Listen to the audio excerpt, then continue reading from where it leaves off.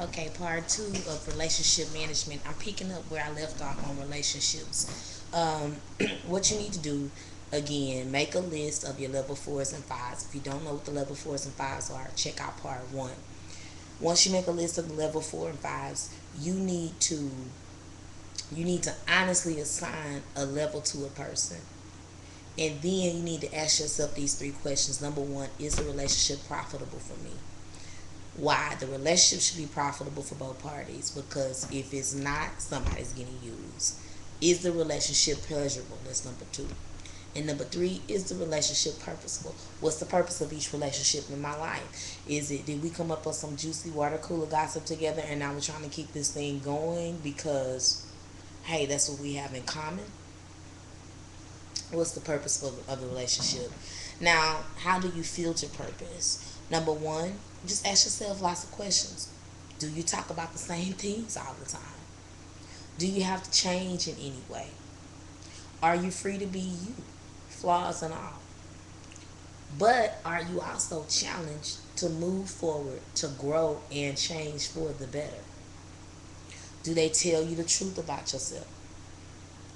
This one's key. Does this relationship move you closer to God or further away from God?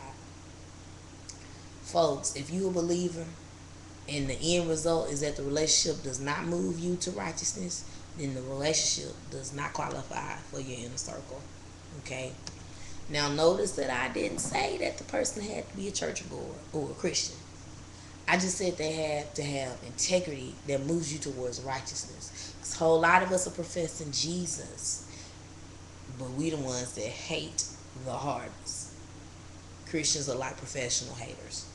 Um, I want to leave you with this scripture out of the Message Bible. Why? Because it's a description of haters. It's Mark chapter 6, verses 1 through 6. And I want you to see that haters are the same yesterday, today, forevermore. They always have been. They always will be. They are right now. Okay? And I want you to hear this out of the Message Bible in the story about Jesus and his haters. Real quick. He left there, talking about Jesus, and returned to his hometown. His disciples came along. On the Sabbath, he gave a lecture in the meeting place at church. He made a real hit, impressing everyone. Here they go. We had no idea he was this good, they said. How did he get so wise all of a sudden, get such ability? But in the next breath, they were cutting him down. He just a carpenter. He Mary's boy. We didn't know him since he was a kid. I know him. I didn't know him since he was a kid. We know his brother them crackheads down there. I know his brother. He be running with James and Justice, Jude, Simon, and his sisters. Who he think he is? They tripped over what little they knew about him, and they fell sprawling, and they never got any further. So Jesus told them, a prophet has little honor in his hometown, among his relatives, and on the streets he played in as a child. Jesus wasn't able to do much of anything there. He laid hands on a few sick people and healed them. That's all. He couldn't get over that stubbornness. He left and he made a circuit of the other villages teaching. Now, from this passage, I want to pull some keys and give you the description of a hater so that you can identify them in your own life. Number one, they often flatter. Bible says in Psalms that nevertheless they flatter him with their mouth and they lie unto him with their tongues, but their heart's not right on him with him because they aren't steadfast in his covenant.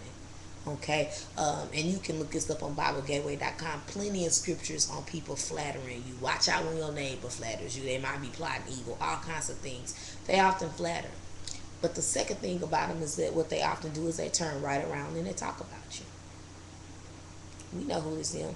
Other thing is they're often familiar with you. They know you. They're often familiar with you or think that they know you, have a limited knowledge of you. This is the thing, folks. Sometimes in your own family, it wouldn't even be persecution if it didn't sting a little bit. If no one knew you and they said something, it does not hurt as much as those who know you. That's why it's persecution. Okay? Number four, they often don't believe in you. And when they don't believe you, they cannot receive you. When they cannot receive you, they cause your gifts to be ineffective. because of their unbelief. You in business, you selling a product, you can't get no play from a particular area. Don't give up. You just might be in the wrong place. Even Jesus had to get out of the midst of haters to fulfill his purpose. Even unbelief in Jesus even stopped God's hand from moving. So this is the thing about it.